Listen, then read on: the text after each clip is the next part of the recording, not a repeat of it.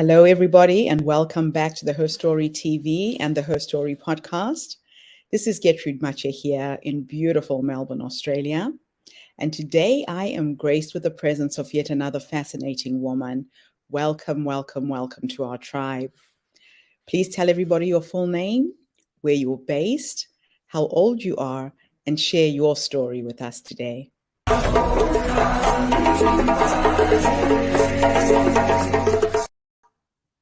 Hello, I am Dr. Tara Scott. I am 53 years old and I am based in Akron, Ohio in the USA. I have had quite a journey and I started out life in Akron, Ohio. I was a middle child of immigrant parents. My dad came off the boat from India to study polymers. My mother came from Puerto Rico. So I was in a multicultural household and we were a little bit isolated in such that we didn't really have extended family with us. But because I was an overachiever, I graduated high school at 17 and 1 week later started college. I finished that in 2 years and then headed on to medical school. When I was starting medical school, my parents announced that they were going to be moving back to India. So that was my first real kind of challenge at the age of 20, really being alone with no relatives in the United States except for a cousin several states away. So nonetheless, I put the nose to the grindstone and finished medical school and was a doctor by the age of 23. I was always called to help people. I always felt that I knew I wanted to do something working with women. So I was attracted to the field of obstetrics and gynecology because I really love taking care of women at every stage of their journey, from teenagers with problems with their periods on through labor, delivery, and then with menopause.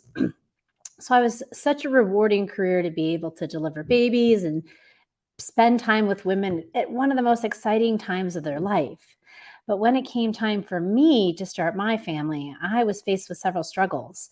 I was never able to get pregnant without the aid of fertility medications. And so thankfully, due to modern medications, I was able to have my first daughter, Josie, right before I was 30. It was a difficult labor and delivery, but she was healthy and doing great. Getting pregnant was a little bit harder the second time, though. We had 4 or 5 failed cycles of Clomid. I had surgery then that diagnosed me with endometriosis.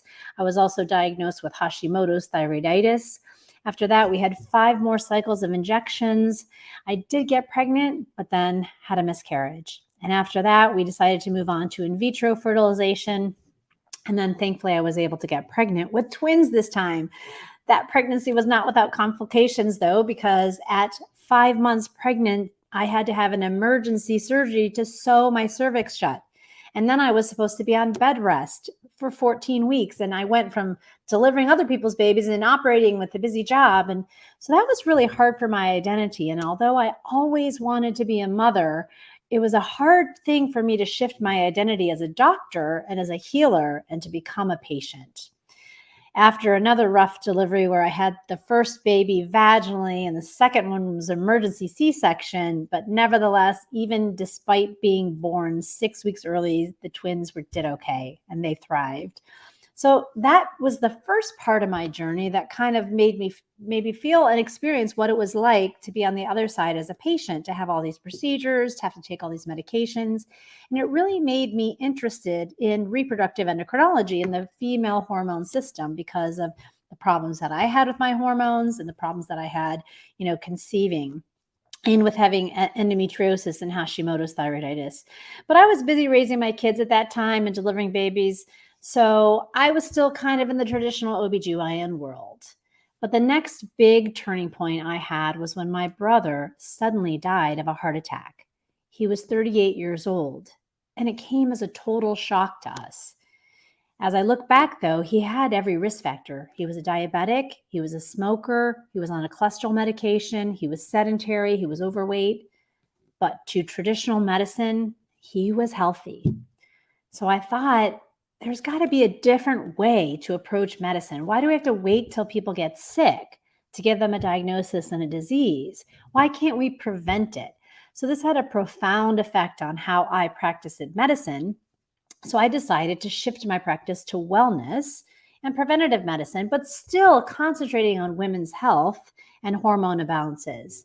I went to further studying and learned all about menopause, learned about the endocrine system, learned about prescribing hormone therapy, specifically bioidentical hormone therapy, and became a certified menopause practitioner with the North American Menopause Society. But it's almost like the more you learn, you realize the less you know. So as I learned more about hormones and menopause therapy, I saw the limitations in traditional medicine. I wanted to think outside the box. I wanted to help people who maybe weren't sick but didn't feel well, and people who wanted to have optimal wellness and prevention, but the traditional model didn't fit them until they had a disease that could tell us how to treat them. So I started studying functional and integrative medicine. And functional medicine is the study of the function and the systems of the body and getting to the root cause of disease instead of just treating symptoms. So if you have heartburn, instead of giving you some Tums, we'd want to find out why you had heartburn. Do you have a problem with H. pylori? Do you have too much acid in your stomach? Not the right kind of bacteria? Is it a food sensitivity? So we would look for the cause. So I did a fellowship. I got another board certification from the American Academy of Anti-Aging, Regenerative, and Functional Medicine. Just about that time, I also got the opportunity to be able to teach other doctors how to do this kind of medicine, testing hormones, prescribing hormones, and personalizing the dose and the regimen for each particular patient. So I've had the opportunity to teach in 5 continents. So that's something that I very much enjoy, in being able to disciple others, if you'll allow me to use that word, and teach other doctors how to do that. So I've been doing that for the last 13, 14 years. But again, kept learning, and then studied more in integrative medicine, which is a wider net. And that kind of includes not only functional medicine, which is the approach to disease, but also includes complementary therapies such as acupuncture, chiropractic massage, herbal therapy. So it kind of widens the net, and it describes more the therapies more than the approach to the disease. Excuse me. But if I had to pick one big turning point in my life, it was July 19th, 2019. It was one of the hottest days that summer, and we were on a trip to pick up my daughter, Julia, from a summer college program. Now, my husband was an ER doctor, and he had been flying for over 20 years. That was his hobby. He was multiple instrument rating, and getting into a plane was kind of like piling into a minivan for my kids. But we don't know what happened that day. We inexplicably ran short of gas. So halfway through the flight, Dave said, "We're going to have to make an unexpected landing for fuel. But I don't want you to worry. Buckle up." But a few minutes later, I heard him say, We're too low. We're not going to make the runway. Prepare for landing." And so at that time, I had been teaching patients and teaching others about stress management, and I still didn't think there was a problem. So it started going through my head, maybe I should take some deep breaths. I started praying. I thought, this is going to be okay.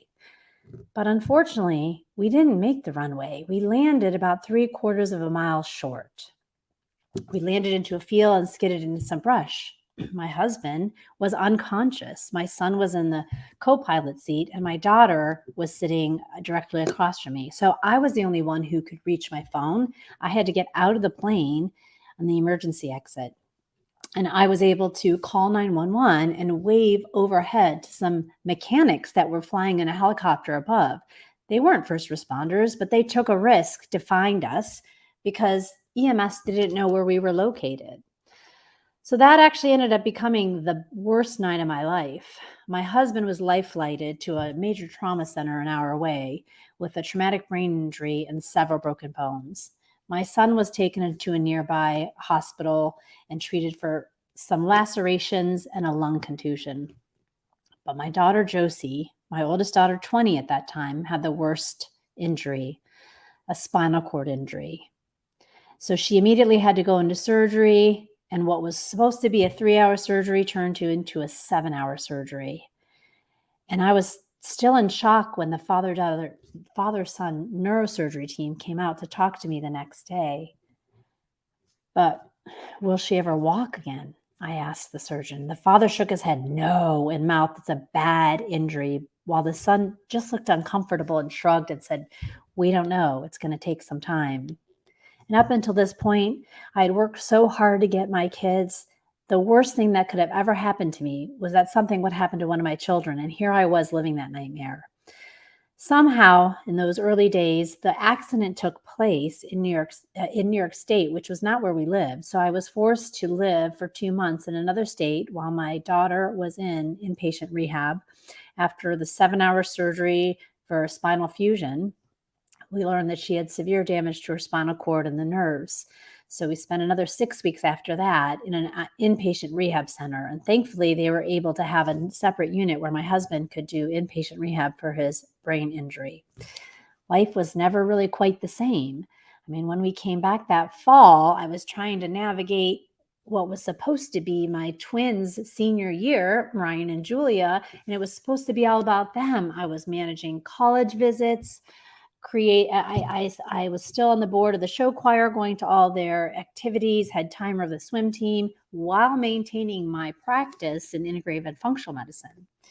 And I desperately tried to keep everything normal while trying to do any therapy I could do and research everything I could do on spinal cord injury to see if I could get my daughter the best recovery possible. We were told at that time that the most recovery from that type of injury could be up to 2 years. So I knew I had to kind of dig in at that time and do everything I could. So of course I focused on her, and I focused on the other 2 kids who felt probably neglected, that now their older sister who was away at college was back here, and it was supposed to be all about them their senior year. And it's bad enough being a twin and having to share the limelight from them. So I did the best I could, focusing on the kids, probably neglecting my own self-care. But again, being on the other side as a patient, even though it wasn't me, I was a caregiver this time, and realizing how difficult it is to advocate for care in a traditional medical system.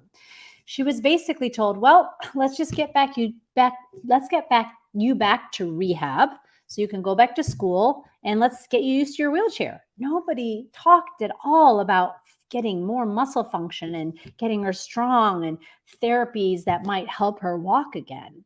All of that was on me.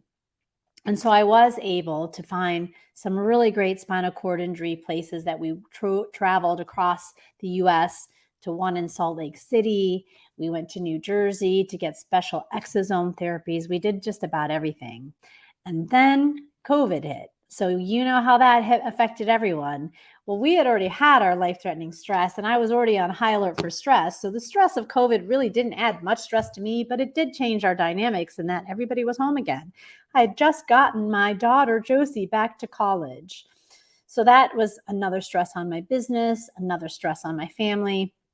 And I was trying to recreate myself with telemedicine at my practice, and trying to make sure we can make ends meet at the business with the, how everybody was feeling the pressure, the economic pressure, not only of worrying about the pandemic. I personally got COVID then in the fall. And even though I'm one of the healthiest persons I know, and I actually ran 10 miles the day I started getting sick with COVID because I didn't know what was going on, I got a very, very serious case.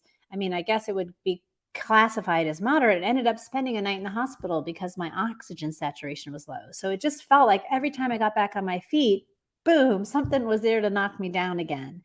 So I guess if there's a point of all this, it's about resilience. It's about the things that helped me. It was the community. It was the meditation. It was the yoga. It was the wellness. It was, I had to keep running, even though I would be exhausted. For me, that was important because those were my friends. That was my download. That was my therapy during our morning runs. And I had to lean on people when I normally wouldn't have to. So the story does have an ending. My daughter graduated on time. She's still a wheelchair user, and I don't think she'll ever be back to her baseline, but she has made lemonade out of lemons. She moved to LA. She's getting married in less than a month. She got engaged to her longtime boyfriend, and she is thriving. She's sharing her journey. She's a huge advocate for disability and accessibility and diversity and inclusion. And she's fighting for everybody else's right to have accessible transportation, accessible living space, diversity represented in the arts. So she's really taken a tragedy and embraced it and is making the best out of her life. My other two did get launched to college, and we tried to get some semblance of normalcy. And then my husband was never really quite the same and decided that he wanted to move on and was done with marriage after almost 29 years. So the latest step in my challenge is now, getting through a divorce, getting my oldest daughter married, getting through a divorce, and trying to remain some sort of a family after all the trauma and stress that I feel like my kids have gone through this last 3 or 4 years since the accident. So I think, if anything, the learning point about embracing, my story is advocating for patients, advocating for myself as a patient through my infertility, advocating for my daughter, pushing the envelope and making sure you get the best treatment for yourself. The other kind of main theme is resilience and stress management. And I think that everything I learned about when I was learning about integrative and functional medicine came in handy for me. So when I had my kind of life-threatening stress, I already had those tools in place of meditation and heart math and breath work, prioritizing sleep, making sure exercise was still a big part of my journey, and making sure I had good food to eat as well. So I've met so many wonderful people along the way, and I'm so fortunate that I'm able to share some of these tips with a lot of my patients as well.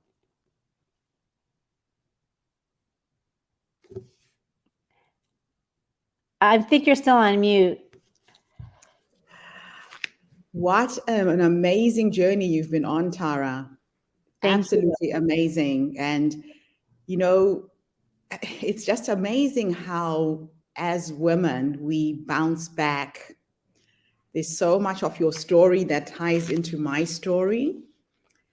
The passing of your brother, the heart attack. I collapsed with congestive heart failure in 2017, hypertension and stress. Having gone through a divorce, 27 years of marriage was gone. And sometimes as women, we don't realize that the emotional trauma we go through gets trapped in our cells and it manifests in other diseases, right? Absolutely.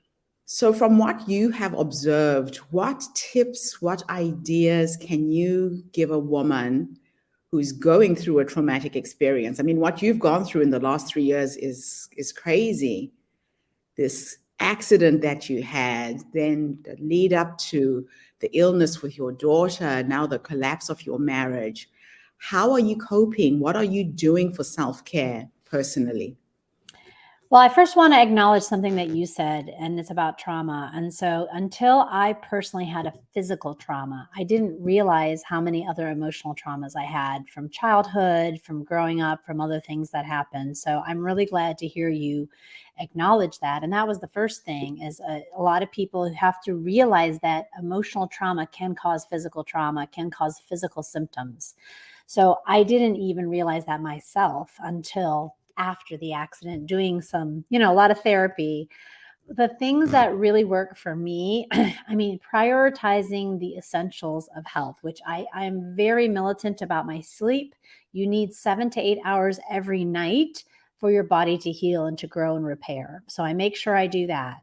I like to exercise, and even if I'm tired, it usually makes me feel better. Now, there's a fine line between over exercising and exhausting yourself, and then just enough movement. It could be walking. It could be, I like to run. I also like to go to the gym and lift weights. But most of what I do is because it's social. I'm either meeting a friend to walk, I'm meeting friends to run, and I'm meeting a friend at the gym. So I need that personal connection because community is so important in times of stress. So, movement, physical movement, community, also very important. My favorite stress management techniques are things like yoga and meditation or breath work. And so I love the app Headspace. It kind of walks you through how to meditate. There's lots on YouTube. There's Calm apps, and a lot of it was even free at the time of COVID. So I like the app at Headspace to do that as well. There's some other great tools that we used, and I used it with my daughter, called Heart Math. That's heart rate variability. It's a biofeedback that kind of is like meditation, but you get some instant feedback to know if you're doing it well. And I've done things like acupuncture and neurofeedback, and of course, therapy with or without integrative therapies like craniosacral therapy and Reiki and other things like that. I ended up having a concussion at the accident, so getting that kind of therapy was good for that as well. And then what you eat is so important. And you wouldn't think of that firsthand when you think about stress, but think about it. When people are stressed, their cortisol goes up and they crave sugar. Serotonin is your joy, your feel-good neurotransmitter that can drop with constant stress. Then you're going to crave carbs and crave sugar and crave quick foods. So even when I was living in New Jersey, in a hotel, when my husband and my daughter were in rehab, I made sure that I had good quality food. There was a Whole Foods nearby. I stocked it out. I planned meals. Even then, to make sure I wasn't eating on the run. I mean, as it was, I ended up losing probably, 6 or 8 pounds just with that whole ordeal. So I had to really make sure that I didn't lose too much weight and I was eating enough. But what you eat is so important. And then you have to find out what works for you. For me, I had already been in therapy, so I continued that and continued to prioritize that, as well as some of the other trauma therapies that I tried. I tried something called polyvagal therapy, which is an auditory kind of therapy. It tries to get your body out of fight and flight and get you into that kind of rest and digest. The theory is you either are fight or flight or you're freeze. So I found out that I was kind of in freeze. I was just numb to everything. So I did that. And I did some EMDR as well, it stands for eye movement rapid desensitization, but they don't have to do it with eye movement now. They can do it with these vibrating tappers. So that's specifically for trauma. Wow. Those are some really good tips and tools and ideas. Now, preventative medicine, again, a lot of us get caught flat-footed with health issues. There's certain things that as women we need to be aware of, things we can do before we get to a certain age to make sure that we age with grace, but in a healthy way. Now, I have just hit menopause, and I know that one's bone density will start decreasing, the estrogen is going down. Give us some tips and ideas around menopause, because that's a very big passion point of mine right now. Well, absolutely. What we have to worry about in menopause is 2 things. One, you mentioned osteoporosis, because the peak bone mass is actually at age 30. And so by the time you hit menopause, the decline is most rapid the 3 years after your last period. But more importantly, the heart disease goes up, the risk of heart disease. I mean, you don't often hear, my brother was 38 years old. And while it was shocking and tragic, it's not that uncommon. You've heard of men at that age, but you rarely hear of women less than 50 having heart attack, because there is a protective effect on estrogen. But here's the problem. 20 years ago, there was a study called the Women's Health Initiative, which really left people thinking hormone therapy is bad. And there's several studies since then that have shown that, there is a good way and a right way to take estrogen. So if I could encourage everyone to find a hormone specialist to work with, it may not be for everyone, but it might be for you. And what we thought, hormone therapy is bad, it causes cancer, it causes blood clots. That was the synthetic estrogen from horse urine and synthetic progestin. We have multiple other options, including bioidentical hormones made from Mexican yam sources. So there may be options for most people. But if you are someone who's not interested in hormones or not able to, you've got to think about the basics: movement, sleep, what you eat, and stress management. So for osteoporosis, weight training, and that's why I've stepped up the weight training, is so important to make sure you continue to do that for your bones. The death rate 2 years after a hip fracture is much higher than 10 years after breast cancer, but people seem to fear breast cancer more. Heart disease, again, being the number one. Know your numbers. How is your cholesterol? How is your blood pressure? How is your sugar? Did you know that Alzheimer's is diabetes type 3? So that is something that's completely reversible. You've got to know what your levels are. You've got to eat enough protein and fat and not too many carbs. As a woman in menopause, we become very sensitive to carbs. Fantastic. Now, let me take you into the future for a minute. You're now 100 years old. You're sitting on your porch, surrounded by your children, your grandchildren, your dogs, or your cats, and you are reflecting back on your life, and you could have a conversation with the future you, this wise woman who's led you to that point. What would you say to her based on how you're living your life right now? Well, I mean, as you know, my whole trajectory has just been changed, not just with the accident, but with the divorce. I mean, where we thought we were going, when I thought I was retiring, where I thought I was going to be is completely now up in the air. So part of me thinks I still haven't resolved, what are my steps? Where am I going to go? What am I going to do? Am I going to be alone? I don't know. So I do think I'm going to make it to 100, though. I think I'm going to be healthy enough, and I know I'll be with my children and my grandchildren. I hope I leave a legacy that people can really say I touched their lives and I helped them. Or maybe I motivated them to be more preventative about their health, or I gave them some kind of education, or even validated how they felt. I know a lot of women, and I see that on, even TikTok, people reaching out that they're told, oh, those symptoms are normal, or just exercise more and eat less, but that's not going to work if you're not hormonally balanced. So I feel like a lot of women sometimes get dismissed, sometimes get invalidated, or we don't prioritize self-care because we're so busy taking care of our parents, taking care of our kids, working. It's the sandwich generation. So I hope when I look back to my 53-year-old self and I'm 100, I have created a legacy that people would say that I was kind, that I helped them, and I hope that I impress that on my kids and my grandkids as well. Fantastic. Tara, thank you so much for this interview. It's been absolutely awesome meeting you. Thank you. I'm going to share your website at the bottom of the screen. I take it you're working with women all over the world. It's not just in the US, correct?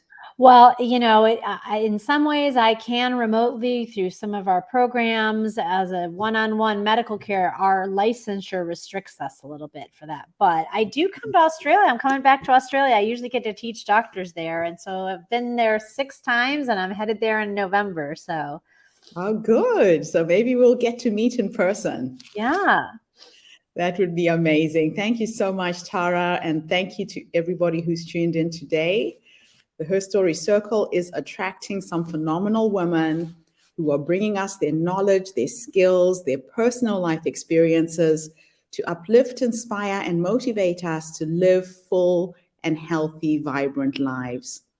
So come back again tomorrow when I interview yet another amazing guest.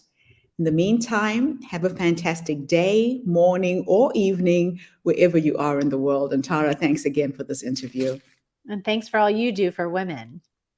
Thank you. Bye for now, everybody.